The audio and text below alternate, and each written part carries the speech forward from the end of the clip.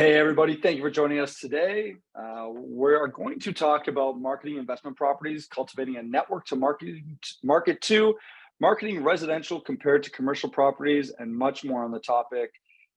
We've got a great lineup of speakers from across Ontario. Very excited. Before we get into talking to them and introductions, I really want to go over Realty.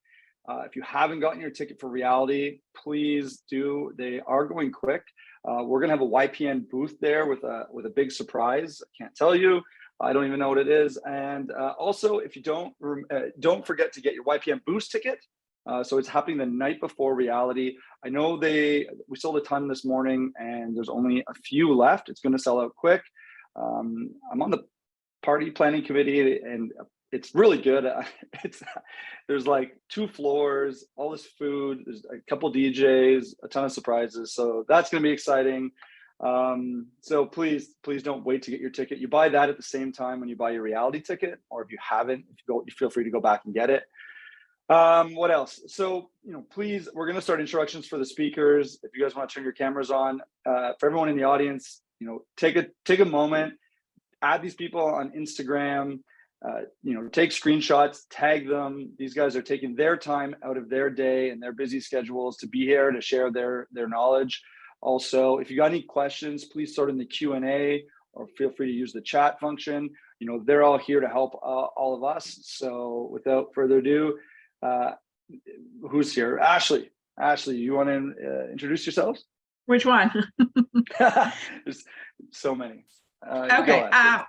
My name is Ashley Polischuik. I'm a commercial broker from Barrie, Ontario, and I specialize in anything ICI for investment wise. It's essentially anything for residential units and up. And we do a lot of mixed use, industrial, and retail investment properties. So then I cover all of Simcoe County. Ashley, the other Ashley. Hi, I'm Ashley. I'm with the Toronto Regional Real Estate Board. So I specialize in investment properties where potentially there's a conversion in place. So a single family to maybe a duplex or a triplex. And these days also with laneway houses and then upcoming garden suites as well. Russell. Hey guys, Russel Lalovich. I'm a realtor from the Windsor area. With Remax Preferred, I have 12 years experience. We do a lot of commercial as well, investment properties, and I'm an avid investor myself. So I'm looking forward to this webinar. Last but not least, Justin. Hi there, everybody. I'm Justin Bock from the Collingwood Blue Mountain area. I'm with Bosley Real Estate, and I work with a lot of secondary home investor type people, and then also properties as investments, usually with 2 doors or more. So legal basement suites, etc. Excellent. This is a great mix. I love the experience that's here. So I think there's a ton of value that we can take.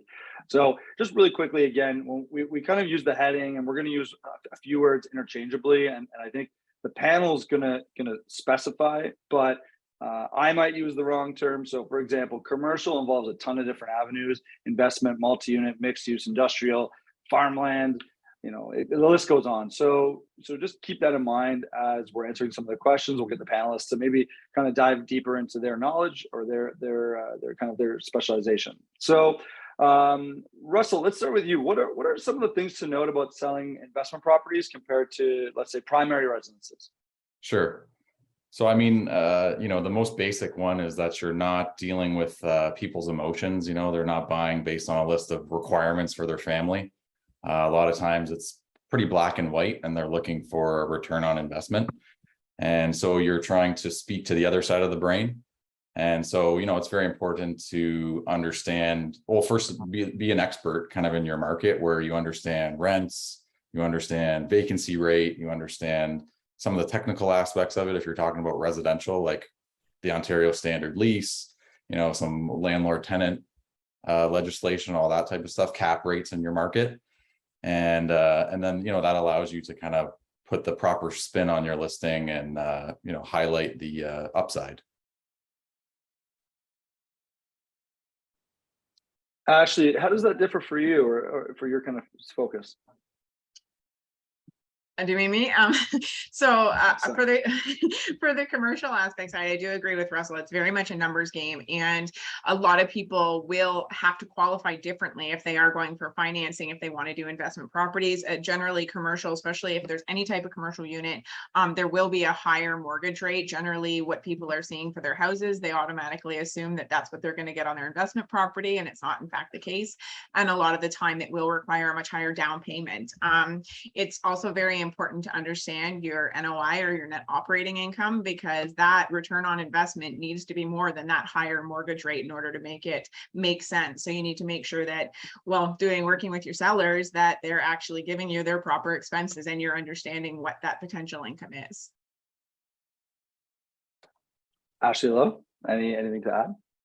Yeah, I would just say similar to what Russell was saying, it's a lot less emotional. So sometimes if you have first-time investors, to remind them to say, okay, it's not just about how it looks or how it's staged or whatnot. We really need to look at the numbers and see if it makes financial sense, and then compare it to other properties as well. So I think that's probably the biggest difference, is that you're really looking at the numbers instead of the emotional side. It doesn't matter how gorgeous a house is sometimes. It's just about, you know, what rent it can give, or if it's fully utilized.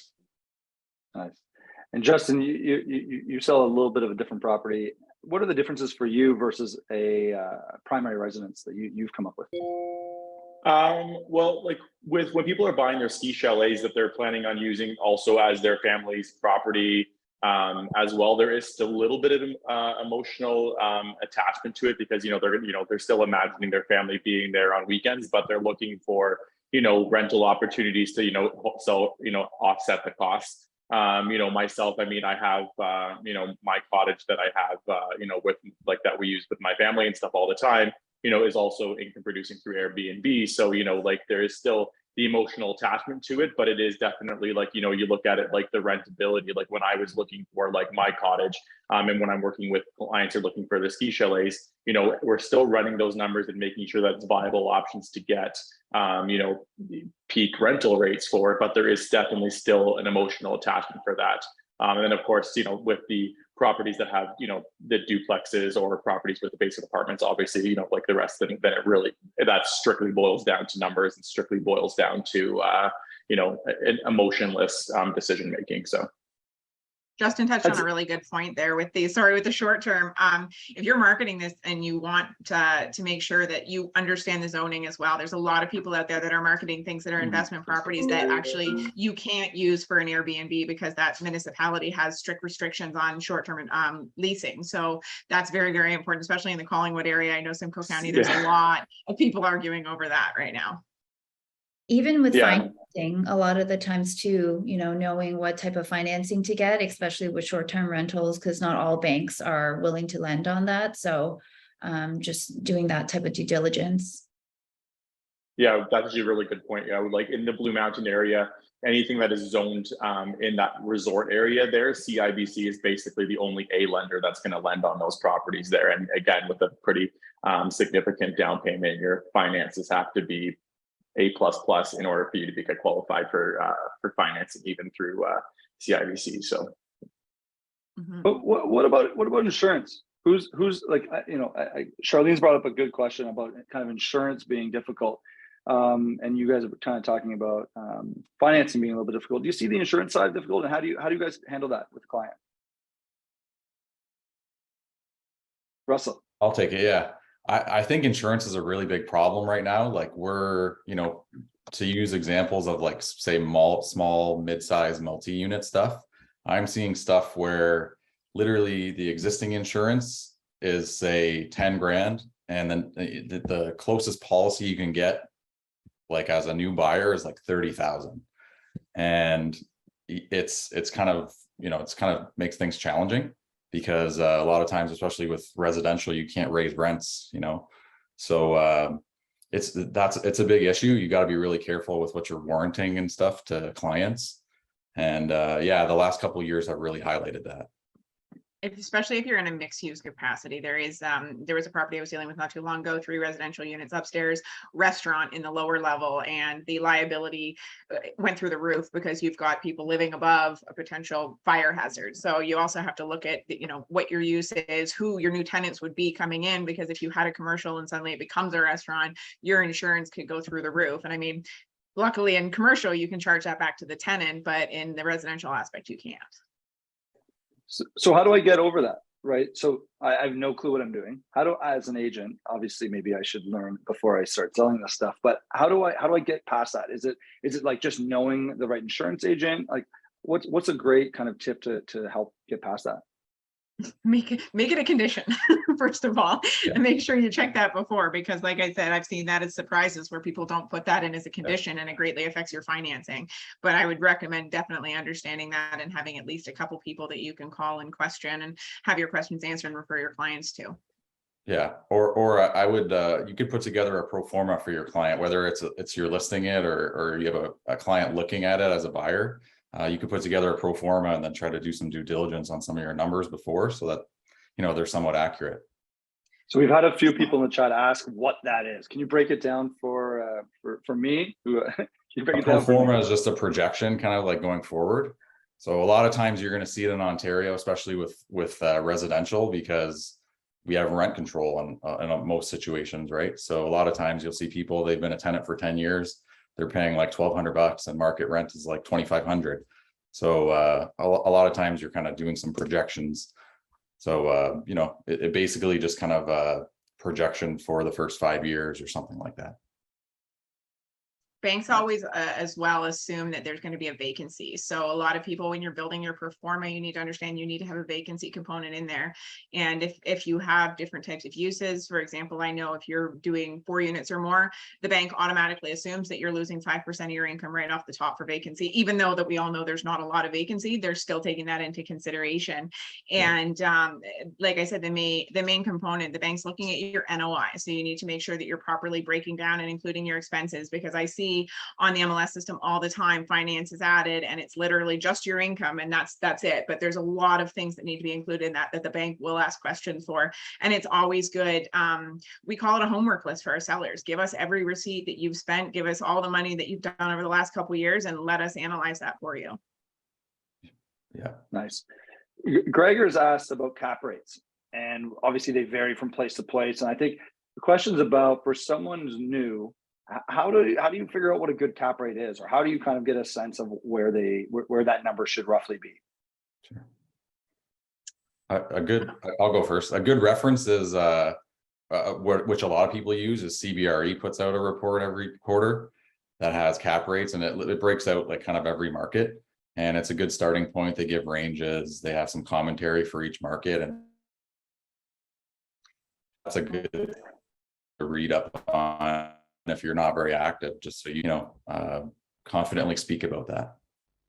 If you sorry, can you break it down how to get that? So I know you said CBRE, they're basically a brokerage, we'll call them. Yeah. But how to get this report? Is it like I can just log online, or if you just Google it, just put like CBRE cap rate report Q2 2022, you'll find it. Perfect. Yeah. Sorry, Ashley. I was going to say, I have a couple commercial appraisers that I'll call to get information. There's quite a few that actually put that out there as well. And often commercial appraisers will overestimate what cap rates are. So I would make sure that you understand what your mortgage rates are, because a good cap rate is always going to be higher than your mortgage rate, because people need to make a return.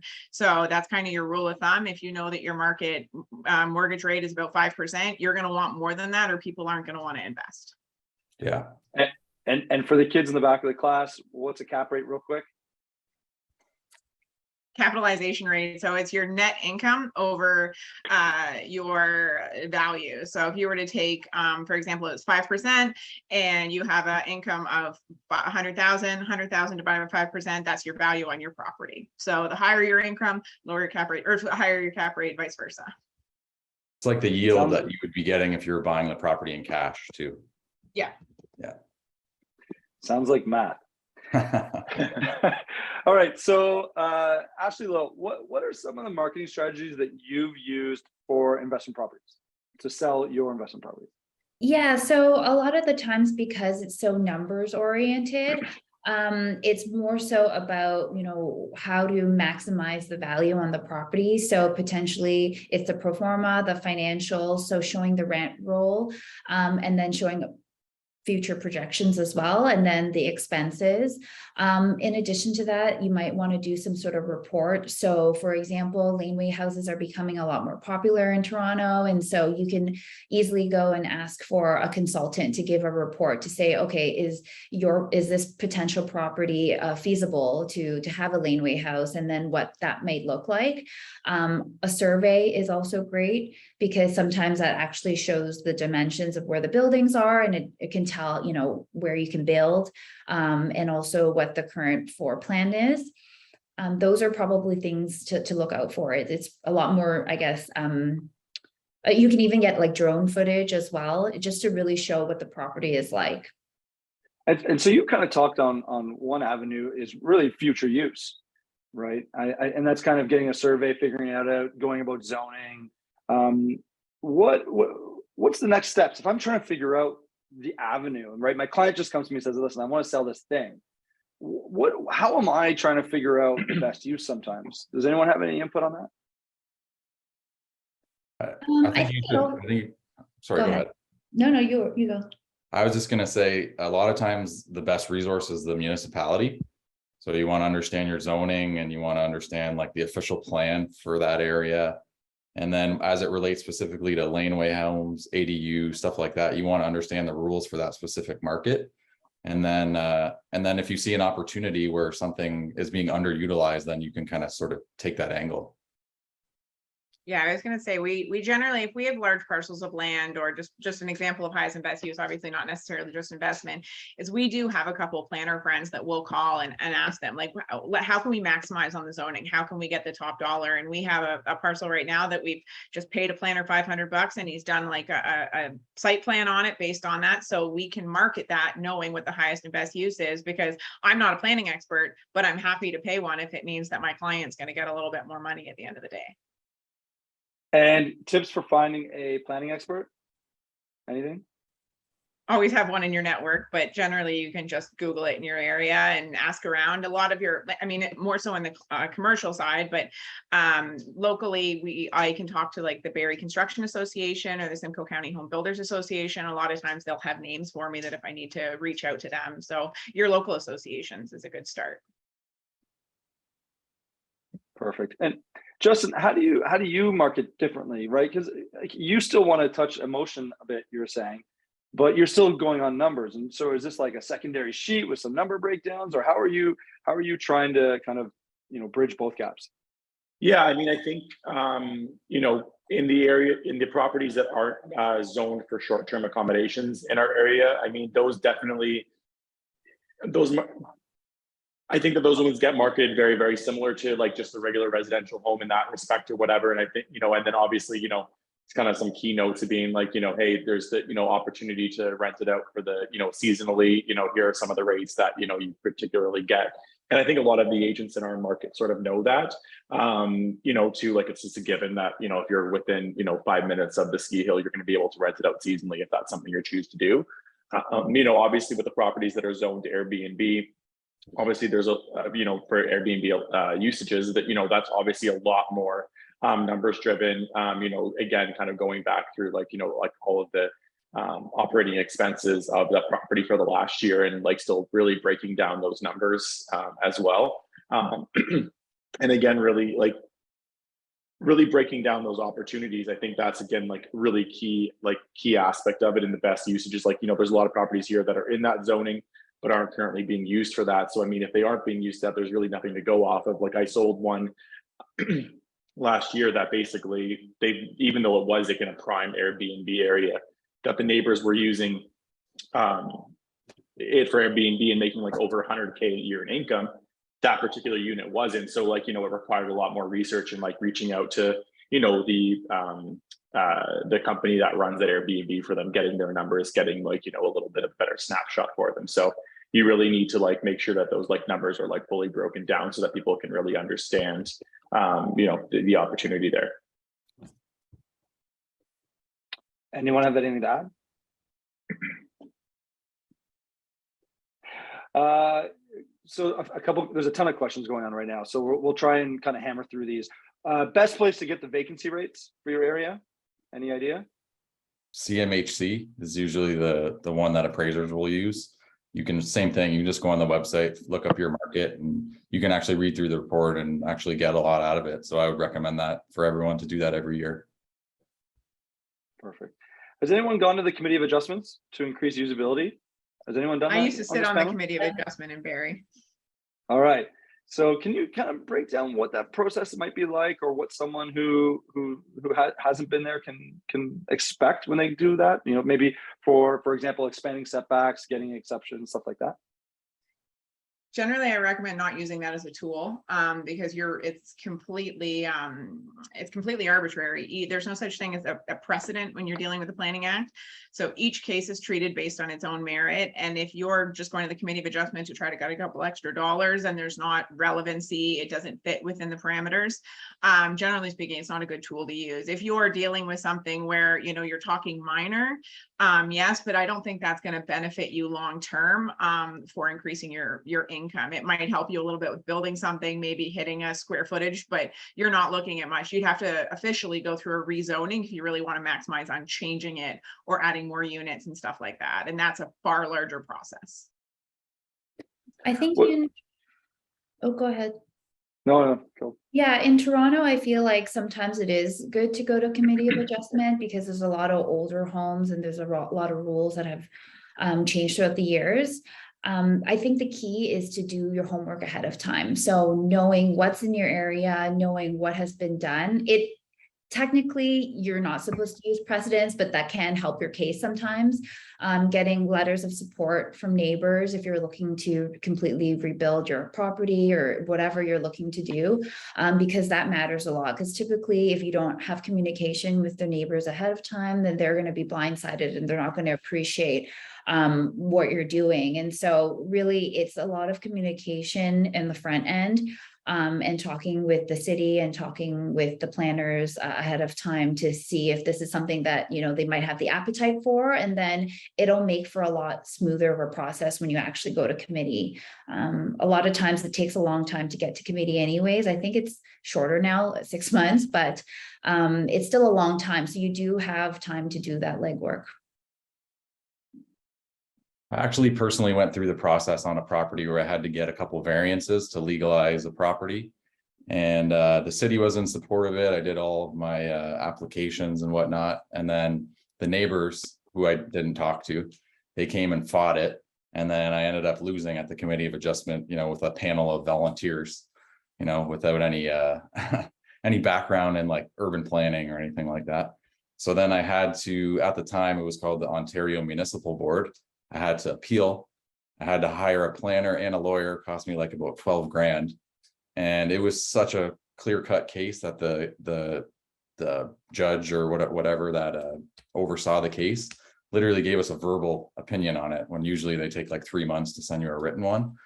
So it's a lot of times you're going through the municipal politics process, which is not great. And for someone who's looking at going down this path, how would you suggest they navigate it? Like, would you have changed how you handled that from the start, that specific example? Yeah, I would have talked to the neighbors for sure. I don't think in that case it would have mattered because it's by the university and they're just trying to stop everything from happening or delay it. So I don't think that would have mattered, but you just have to understand that a lot of times common sense doesn't apply. Also, I think it depends on how much what you're asking for, because if you're asking for everything, you may not get it. Versus, I think if you ask for something a little bit more reasonable, then there's a better chance that you might get it. And then even again, if you do the preparation work to say you wanted to do something and then you talked with the neighbors and then compromised and came up with a solution, they appreciate that you work with the community ahead of time. And so it gets their buy-in as well. The committee of adjustment is a lesson in NIMBYism. Definitely. That is something that you will see very quickly. What about including experts? Like, what about including, like, right from the get-go, bringing someone in to help me navigate that process? Is that something you guys would suggest? Absolutely. A planner, architect.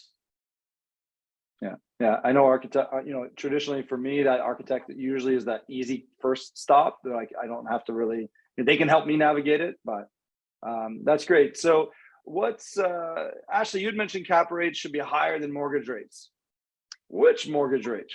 Variable, well, generally, 3-year, 5-year? there's not really variables when you're dealing with generally investment properties or commercials. So you're going to want to make sure that your client has an idea of what they're going to be putting down, because in commercial, especially when there's an actual commercial unit, not just 4 units or more, variable things don't happen. It just isn't. It's fixed. It's generally higher. Right now for commercial lending, we're seeing rates in the 7 to 8%, where it's significantly higher, and it's not variable. So it's actually right now we're seeing people compensate by the fact that their rates are so high by putting more money down, because the cap rates aren't matching that. We're seeing cap rates in the 4 to 5 right now. It's a little bit higher when we were at the height of the demand of the market. We were having variables in the 1 to 2%, or sorry, the cap rates in the 1 to 2% because there was nobody getting it. The benefit of commercial is that when you do a renewal, if you're buying something that has a couple leases, you can very quickly value add, because there's no cap rate, or sorry, no cap on how much you can increase rent. So if you have someone who's locked in paying $5 a square foot, for example, and market's now 12, you can jump to 12. And those people, you obviously have to negotiate, but there's no cap on it. So you might get into something that has a few leases with a few years left on them. There's huge value add in the commercial side, because you can more or less negotiate those renewals and people will know what they're getting to. And with the demand, and hopefully it continues, we will see that you can, even if they don't accept it, you can probably release that pretty quickly. Russell kind of talked about it earlier, and he mentioned that the cap rate is basically what it means when you purchase something in cash. So that's irregardless of financing. And that's when, it differs between buyers, because if I, if I have better credit, I might be able to put 20% down, or if I have worse credit, I might have to put 35% down. And so all of these numbers will change per person. And that's why a cap rate is used, so that it shows irregardless of whatever type of financing is used, that you can still kind of have that apples to apples comparison. And so that's why if it's a cap rate of 5%, you want it to be higher than 5, or you want your interest rate to be lower than 5% in order to make money. Yeah, I'll just add a couple things after those are 2 pretty good summaries. A lot of times with commercial investment properties, they want a debt service ratio of like 1.2. So, and also the appraiser a lot of times will add assumptions based on vacancy. Even if a building, say commercial, is fully leased, they might put in a vacancy of like 15%. So that would really dramatically affect your NOI. And also a lot of times they'll put in a capital reserve for like stuff like roofs and HVACs and some non-recoverable expenses. So, it's not just, a lot of people think they can go in, put 25% down and, get a mortgage. And it's just not the case with investment properties.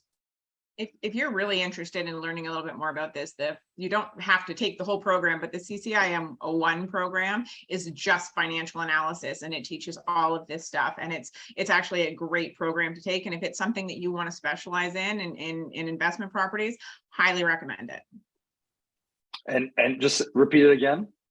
CCIM, it's the CI 01, it's their first course. Excellent. So let's shift focus a little bit to more multi-unit investment properties. So kind of our residential, our more easy stuff.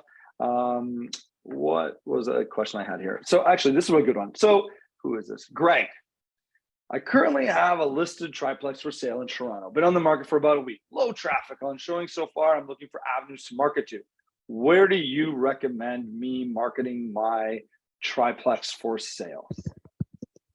Ashley, you're local. Ashley Lowe, you're local. What would you recommend? So he said he's used LinkedIn, Facebook, Google, but maybe more investor type marketing. Yeah, I would say probably just utilize your network for investors. And a potential way to do that is looking at realtors that are typically selling investment properties. And then you can go and connect with them and say, hey, I have this property for sale. Do you have any clients that might be interested? Because typically if they're always selling investment properties, they have a whole list of people that might be interested. And so they're definitely a good person to reach out to.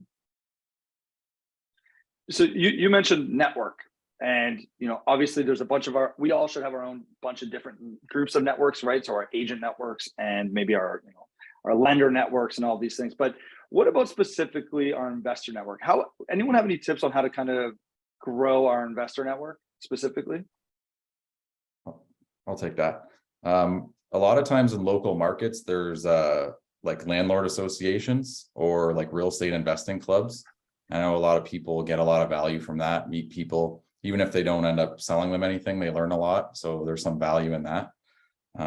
That's usually a really good starting point if you're just trying to get started.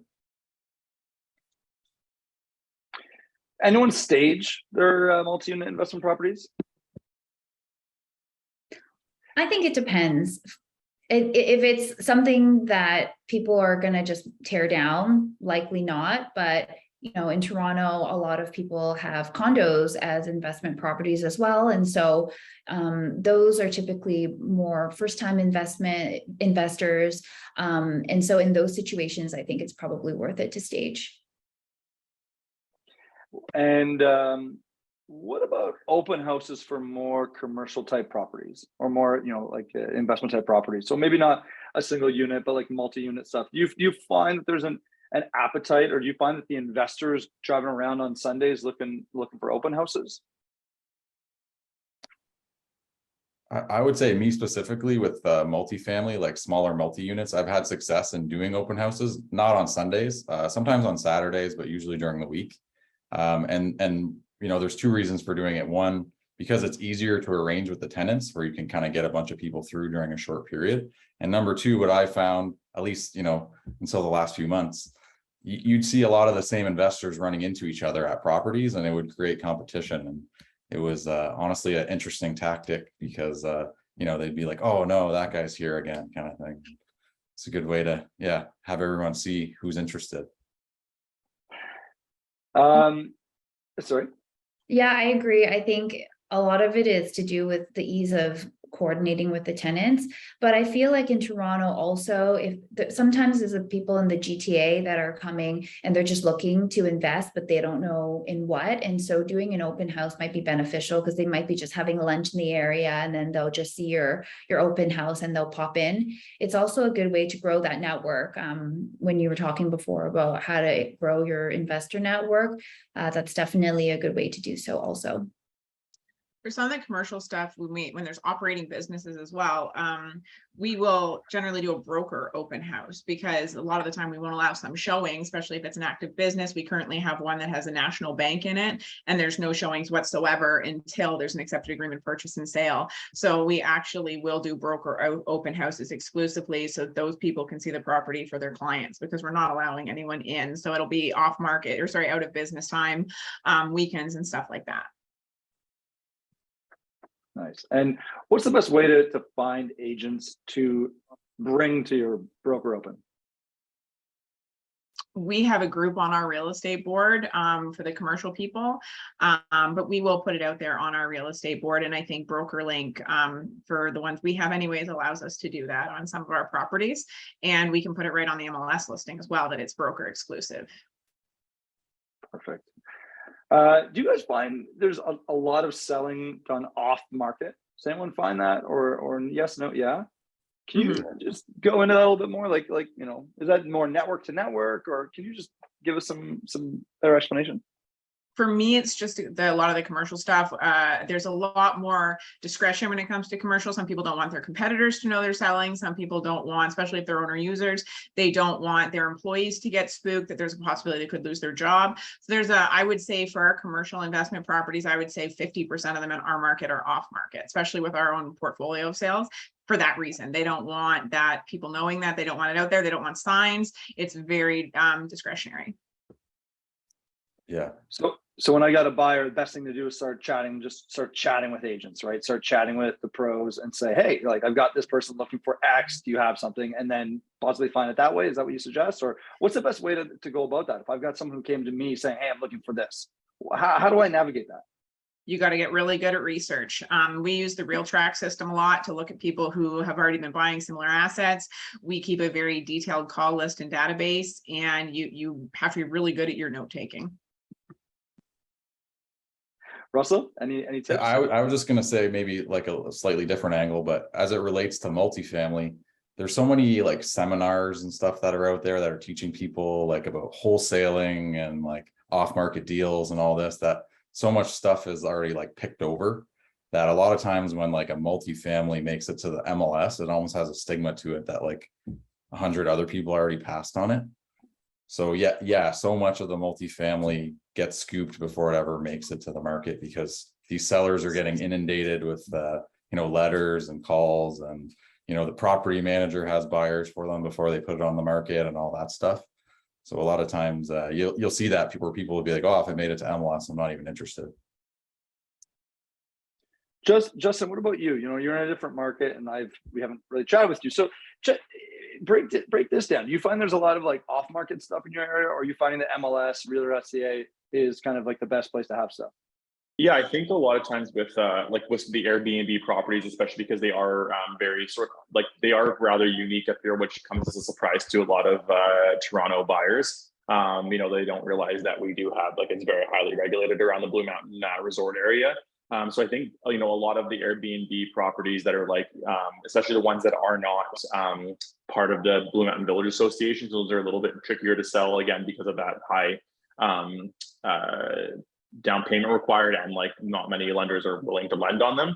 So anything that comes up with sort of a very a regular residential property that has the STA zoning on it, those ones will rarely ever come to market. And we and then also with I know myself up here, anytime properties are being listed with tenants up here, we rarely end up going to market because it's very difficult to sell properties with tenants in them, especially if there's two of them and you're trying to coordinate showings in 24 hours and all that kind of stuff. And I think that with a lot of when you start working with a lot of agents up here that have the investor clients, you just start digging into I dig into my realtor network. And definitely, bring the opportunities to them. And, even in slower markets now, a lot of those deals are still being done off market before they go up. And even when it was busy and back in January, February, and March, and things were going into multiple offers, it was still it still ended up being quite advantageous for the landlord who was selling the property still to stay off market. Again, I know it's not as as much of an issue, as commercial tenants when they are they want to remain discreet and stuff like that. But it's better for the tenants that are there if they're wanting to stay, to be able to just be hey, we brought this investor who's buying the property. Here's the and getting to meet them, and everyone's a little bit more hands-on, and we can be a lot more hands-on with sort of the handover from one landlord to the next, and it makes the situation and the whole process move a lot smoother when you're not having to go to market with it. So there's a question in the Q&A about what does it entail to register a property as an Airbnb. I'm going to assume that that's very regional based. It is very regional. There's some municipalities right now, basically Blue Mountain is sort of the center here, and Collingwood, and then you have basically Wasaga Beach that is very highly regulated, but right next to it's tiny, that has no regulations on it. And then you go from here, Blue Mountain, Thornbury, highly regulated, but then you go one town over to Meaford, which is still very close to a lot of the their private ski clubs. It's not regulated there, so it really I don't think leave it is, but you can easily get. And then some of them are very easy, it's $1,000. Here's your STA license. Blue Mountain, unless it's in that the map of zoning, you're not getting an STA license. And that's I work with a lot of I get a lot of leads coming in, or we're start working with the buyer, and they're I'll apply for it and try my luck anyways. And I'm you're not you're not going to get it. At some point, you just kind of not obviously buyers that I'm working with, but if people are other agents are calling me and saying that hey, we're going to put through an offer, and all that kind of stuff, and it's okay, well, I'm just letting you know that it's not going to happen. And they're oh, well, we're going to buy it anyways, and we're going to just try our luck. And I'm it's not going to happen, right? So you really have to if you're going to be advertising Airbnb potential, and we touched on that too, you really have to know what you are advertising and doing your due diligence as a listing agent. and as a buyer's agent as well, because you really want to make sure that like you understand what that process looks like. So where do you look for those rules? So for example, the Airbnb dog rules, all this bylaw stuff. Yeah, everything's going to be. Well, other than calling every single condo, do you guys have any resources, that you secretly use to kind of navigate which buildings or which areas or which neighborhoods or whatnot? You can pull title. It's in the declarations generally attached to the condos. Can you expand, Ashley? Sorry, so if you're looking for a declaration, I think if you look for the declaration on title, if you have a specific condo, generally the bylaws and declaration will be attached to title and you can pull it. Not always, but sometimes they will post the rules and stuff like that because it is part of the bylaws. And otherwise it's in the status certificate, but again, you have to get to that point. Perfect. Yeah, you can call the property manager if that helps as well. Typically, they're very helpful, and they'll let you know right away. In Toronto, there aren't too many condo buildings that will allow Airbnb. There are only a few, so it's just a handful of them. So it's easy to keep track. We have up here in Blue Mountain, they're like, and I know I've seen a couple other municipalities that have it. They'll have like a map attached and say like, this is specifically the area that can have it. And then in Collingwood, we have a lot of properties, not a lot, but there are properties that allow the Airbnbs like flat out. And it's actually like a special zoning code. So like, it's pretty, like if you, you can look for that zoning code online and sort of see like, and then again, go to the zoning map of Collingwood, see which pockets have that zoning code that allow the Airbnb usage built into it. So. Russell, were you gonna say something? No, I wouldn't consider myself an expert on Airbnb. Unless you want to talk about it, great. So right now it seems like a great time for investors to buy with a little competition. Increasing rents, more importantly, the opportunity to find your own tenants and set your own rents if the property is vacant. Has your marketing strategy kind of changed for investment properties in light of the current market conditions? Anyone? If it's tenanted, it's still pretty difficult to get the tenants out. You need a good paralegal to help with that for sure. It definitely helps with the rent rates that now they're increasing, but it's only if it's a vacant property, which is not typically the case. Yeah. And with the tenant stuff right now, you're looking at a 7 to 8 months just to get in front of the tribunal. So you want to make sure that you get along with those tenants. And for the commercial side of it, make sure you read the lease because it is never the same. Like you got in the residential side, it's always the same. Commercial, you can get stuck with someone who's locked into a lease for 20 years at a way below market rent. You can't do anything about it. So make sure that you read the leases. A lot of people just assume that a lot of the standard rules for residential apply, and they absolutely do not when you have commercial tenants. Do you guys find that it's a benefit for your business to be an investor yourself? I think it is. Yeah. Sorry, go ahead, Justin. Yeah, no, I was saying I definitely think it is. I think when you have your feet on the ground and your feet are wet and you're investing and, like I have a lot of my clients that will, that their litmus test is like, would you buy this property? And if I say, if I say yes, then they usually will buy it as well. And if I say no, then they usually ask, the question of why wouldn't you? And then we have a kind of an offshoot conversation over that. But that's like, a lot of the people that I work with, like, I don't know if it's a good thing or a bad thing, but they'll just basically blindly follow me. But they have implicit trust that because they know that I invest myself. So when the question comes up, would you invest in this yourself? And if it's a yes or a no, that, the clients that I have worked with for a long time, that usually is a pretty good, litmus test for them. So.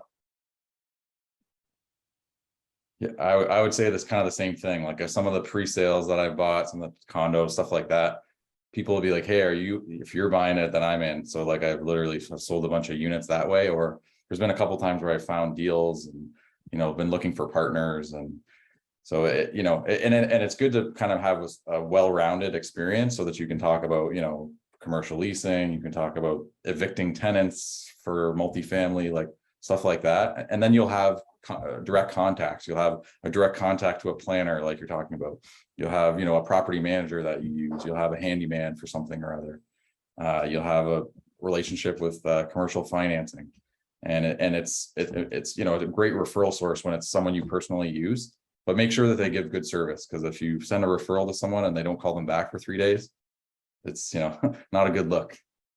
It's your coin, your circle of influence network. Yeah.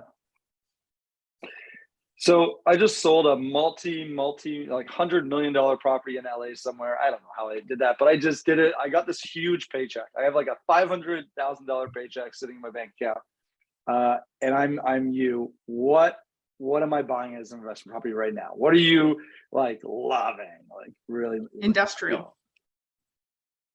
Industrial Okay. has less than a 0.5% vacancy across the country right now. Less than 0.25, I think we're actually at right now. Russell? I think I would agree with that. I think, yeah, like the fundamentals for industrial are awesome. Like undeniably, like this downturn is not going to affect them whatsoever, because there's so much happening kind of long term, and they do stuff in 5, 10, 20-year sort of time horizons. They don't really care what's going to happen in the next year or two. And that's nice, because so many people in residential, they're like, oh, interest rates are high now, so I'm going to wait, right? Whereas these guys are making really long-term investments, and you can get long time horizons. You can get triple net leases, carefree, that you basically don't have. I have tenants or clients that haven't done anything with an industrial building in 20 years. They charge, and the tenants pay everything. They charge back the tenant the roof amortized and like everything. It's a pretty good business. Yeah. Ashley though? My bread and butter is not commercial, it's more residential. So I would probably get a single family residential and then convert it to a duplex or triplex. Nice. Justin? Here in Collingwood, we actually have a lot of properties that are sitting on double lots, so like enough that would be able to be severed into 2 properties. So like in the short term, my recommendation for a lot of investors is to find something with like a bungalow that could have a basement apartment and play the long game on it, and eventually take the equity out of your property and subdivide it and build 2 properties down the road. That seems to be a pretty good play in Collingwood right now. There's a lot of favorable zoning codes that allow really good lot coverage here, especially in the downtown core, which does definitely allow for really good future use and good future possibilities. So now, what if it's my first investment? Do you still suggest going to industrial as my first, No. as my first one? I was going to say yes, because the commercial landlord is king. Tenant pays everything, landlord pays nothing. So anything that you put into the building, you can essentially write the lease that you never have to pay a dime, and you can amortize that into their TMI or taxes, maintenance, insurance, and you never have to pay a thing. It's straight cash. The tenants pay it. I would say anything commercial, doesn't even have to be industrial. Retail plazas, if you can get some strong anchor tenants, again, landlord pays nothing, tenant pays everything. So it's generally a bank. I think it's hard to start with commercial a lot of times just because of the price tag and the down payment requirements. So I would probably start with like a condo or a townhouse or something. But yeah, like I get the point. But I would start, get your feet wet, get some relationships, get some experience. Maybe you're going to incorporate, do some stuff like that, and then maybe you can move on to some bigger opportunities. If only we had more money, right? If only we had more money. That's it. Always. Sorry, Ashley. Construction can also be a good idea as well if cash is an issue or financing is an issue. So starting off with a pre-construction condo and then closing on that condo and then turning that into investment property. It's a lot easier for maintenance as well, especially if it's new. And then again, also if it's a new property, then there's no rent control too. So that's a bonus. So let's try and keep this quick because I'm getting, I'm watching the time here. Does the panel have a preference in regards to listing the property financials directly onto the listing or in the documents attached to the listing?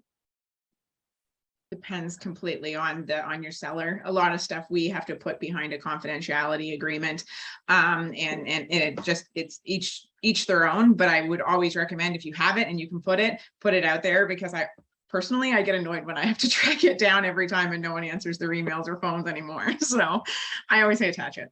if it goes to market. A lot of times having a step like a confidentiality agreement also weeds out people that are actually interested from some people that are just kind of browsing. So in my experience, whenever you do have that, 80% of people don't send it back. So it's 80% of people that don't need to see it didn't, and makes your job easier qualifying. Ashley, Justin, what about you guys for, maybe those more residential type properties? Should everyone just share the numbers or kind of hold it back a little bit? What's your take? Yeah, I think with residential, I think that like it's pretty easy to share the numbers, and I think that that's like, I think even some of the conversations that I've had with some of my clients, like they'll send like, if they're just casually looking and then all of a sudden, right in like, the public remarks, there's, some of the financials, they'll send that to me and say, hey, this kind of piques my interest, if this is actually true, these numbers could actually work for us. I think that there's still a lot of, operating costs in terms of running a residential rental, but it's not quite as in depth, and there's not as the same sort of like discretion involved in that. Like it's obviously like in Collingwood we know what you're going to get for an upper and a lower unit, so it's not really a secret. And then then it's just like breaking down the price, breaking down the numbers. It's not really necessarily a secret per se. Yeah, I agree. I agree in just posting the financials, because a lot of the times as well, the rents are below market. And so it gives you an opportunity to put as part of it what the current rent would be if, for example, that tenant left. And so you want that to be available to people when they're looking as well. Excellent. All right. So let's plug real quick. Reality conference coming up in November. You're going to see all these people here. And, if you're walking down the hallway, please stop, say thank you to them. Again, they're taking their time to be on the panel and be part of the YPN. If you've got a question about joining the YPN for next year, please, ask them a question, add them on Instagram, find them on Facebook, check out their LinkedIn. These people are willing to share. That's why they're here. So please, jump on, take a look. Also, buy your ticket for YPN Boost. There's only going to be a couple left. So I'm willing to bet by the end of today, they'll be sold out possibly. Julie might get mad at me for saying that. But anyways, check them out. Check out the events. Stop by the YPN booth at Realty. And thank you so much, everyone, for joining us today. We really appreciate it.